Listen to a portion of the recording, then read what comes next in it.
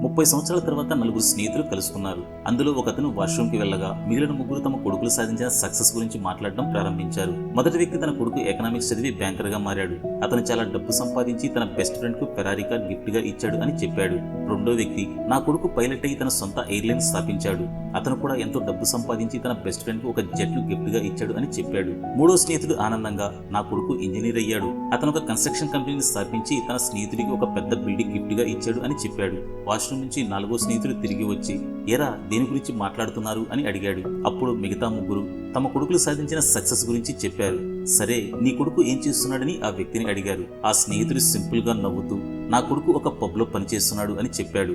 అది విన్న మిగతా ముగ్గురు స్నేహితులు నీ కొడుకు సక్సెస్ కాలేదని నువ్వు బాధపడుతున్నావా అని అడిగారు. కానీ అతను నవ్వుతూ లేదు, గత వారం వాడి పుట్టినరోజుకు అతని ముగ్గురు ఫ్రెండ్స్ ఒక ఫెరారీ, ఒక జెట్, ఒక ఇంటిని గిఫ్ట్ గా ఇచ్చారు అని చెప్పాడు. సక్సెస్ అనేది ఒక్కొక్కరికి ఒక్కొక్క విధంగా ఉంటుంది.